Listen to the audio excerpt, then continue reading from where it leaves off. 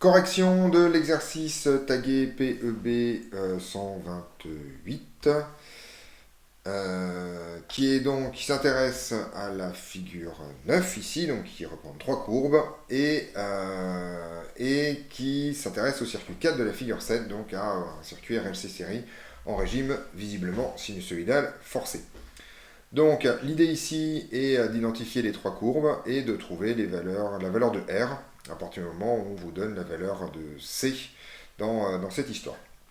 Alors, pour identifier les trois courbes, c'est relativement simple. Ces trois dipôles sont dans la même branche. Et donc en fait, on va pouvoir écrire un certain nombre de choses. Donc ce que je vais faire, c'est que je vais faire le rapport, par exemple, UL bar, UL M bar sur UC M bar, et ça on sait en fait que ça va être tout simplement JL oméga sur 1 sur JC oméga, soit donc moins LC oméga 2. Ce que ce truc-là raconte comme information extrêmement importante, c'est que phi de L moins phi de C, c'est-à-dire l'argument de cette partie-là, ça va être égal en fait à pi. Autrement dit que la tension au bord de la bobine et la tension au bord du condensateur sont en opposition de phase. Et alors là, sur ce graphique, en fait, il n'y en a que deux qui sont en opposition de phase, c'est-à-dire la courbe orange et la courbe verte. Donc on ne sait pas à qui appartient qui, mais on sait en fait que la bobine et le condensateur sont répartis dans la courbe orange ou verte, ce qui nous permet de conclure directement que en fait la courbe bleue, ici, celle-là, c'est tout simplement UR, qui est la seule qui ne soit pas en opposition de phase avec le reste. Alors pour trancher, c'est pas extrêmement compliqué, il suffit de faire le rapport entre UR et n'importe laquelle des deux autres tensions. Donc par exemple, je vais faire UR M bar sur UL M sur UL M bar, et ça en fait, ça me donne R sur JL oméga, avec le même raisonnement que ce qu'on a fait pour la bobine et le condensateur, ce qui vous indique en fait que phi de grand R moins phi de grand L, ça doit être égal à l'argument de ça, c'est-à-dire à moins pi sur 2. Autrement dit que phi de R est égal à moins pi sur 2 plus phi de L. Et ça vous montre en fait que R est en retard par rapport à L. Et là, en fait, c'est pas très compliqué. R est en retard d'un quart de période, pi sur 2. Donc UR est en retard par rapport à la orange et en avance par rapport à la verte. Et donc là, ça nous permet de conclure définitivement sur l'identification des courbes. La courbe en orange, c'est tout simplement UL. Et la courbe en vert, ici, c'est tout simplement UC. Donc UL, c'est celle qui est la plus en avance. Voilà. UR est en retard de pi sur 2 par rapport à UL. Et UC est en retard de pi sur 2 par rapport à UR. On peut faire le calcul et se rendre compte effectivement que UC, c'est égal à, enfin que phi C, la phase du condensateur, c'est égal à phi R moins pi sur 2. Donc, il nous faut ensuite déduire la valeur de R et de L, si on connaît la valeur de C. Donc cette fois, au lieu de s'intéresser à l'argument de ces grandeurs, on va s'intéresser finalement à leur module. En s'intéressant au module de ces grandeurs, on va pouvoir en fait avoir tous les renseignements qui nous intéressent. Donc, on peut partir d'un peu partout. Alors, je vais d'abord faire celui-là. Donc, ce qu'on constate ici, c'est que l'amplitude de L divisé par l'amplitude de C, là c'est les amplitudes réelles cette fois, il n'y a plus les barres, c'est tout simplement égal au module de ça, c'est-à-dire à LC oméga 2, ce qui va nous permettre en fait de trouver la valeur de L, en fait.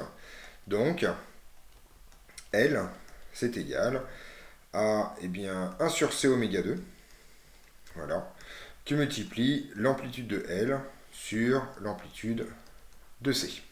Alors ici, on a un petit travail préliminaire à faire, en particulier parce qu'il faut déterminer la valeur de oméga. Alors la valeur de oméga, c'est pas compliqué, il suffit de dire la valeur de la période. Donc là, on va prendre, je sais pas, ça ici par exemple, et ça là. Voilà, alors visiblement, en fait, la période ici, t, vaut 0,2 millisecondes. Encore, ça a l'air d'être relativement raisonnable cette histoire. 1, 2, oui c'est ça, 0,2 millisecondes. Donc, oméga, ce calcul sans aucune forme de problème en faisant 2pi sur t.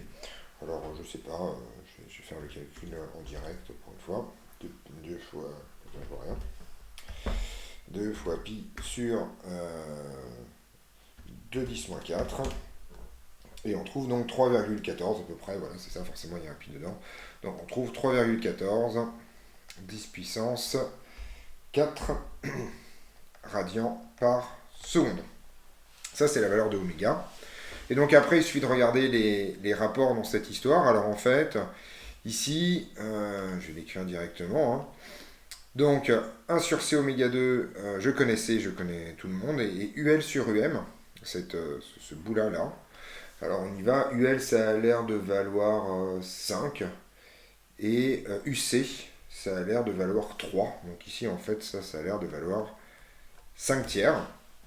Et donc il suffit de faire le calcul pour trouver L. Et une fois qu'on a fait l'application numérique, on trouve que L vaut en fait 16, 17, si on arrondit plutôt, 16,8 exactement, 17 millihenry. Pour trouver la valeur de R, il faut en fait avoir la dernière expression, hein, ça je ne l'avais pas fait au départ. Alors on peut le faire avec UL sur UC, mais c'est mieux de passer par C au départ. Donc en fait, ce qu'on va écrire, je vais juste décaler un peu le truc vers le haut comme ça. Donc ce qu'on va écrire, c'est la chose suivante, c'est que U de R M bar sur UC M bar, donc là c'est un C ici, c'est égal tout simplement à R divisé par 1 sur JC oméga, c'est-à-dire en fait à JRC oméga. Autrement dit que si je passe aux amplitudes réelles, que l'amplitude de R sur l'amplitude aux bornes du condensateur, ça vaut tout simplement RC oméga. Et soit, qu'est-ce qui nous intéresse, c'est R ici. R qui va valoir donc 1 sur C oméga multiplié par le rapport entre UR et UC. Voilà, alors en fait, ce rapport-là se lit assez facilement sur le graphique. Visiblement, UR vaut à peu près 4 volts et UC vaut toujours 3 volts. Donc grosso modo, ce rapport-là vaut à peu près 4 tiers. Et il n'y a plus qu'à faire l'application numérique pour trouver R. Et une fois l'application numérique faite, on trouve une valeur numérique pour R, qui est que R vaut à peu près, avec toutes les approximations, enfin tous les approchés qu'on a fait, 424 ohms, ce qui est relativement cohérent. Donc en gros, c'est terminé pour cet exercice. Donc si on fait un bilan, on a donc identifié les 3 courbes de R, de L et de C en regardant leur déphasage respectifs, et ensuite on a réussi à trouver les valeurs des composants en regardant cette fois le rapport de leurs amplitudes, connaissant juste la valeur du condensateur. On trouve donc des valeurs relativement typiques pour L, 17 millihenry, et pour R, 424 ohms. Donc ceci termine la correction de cet exercice. On se retrouve dans d'autres vidéos pour d'autres corrections.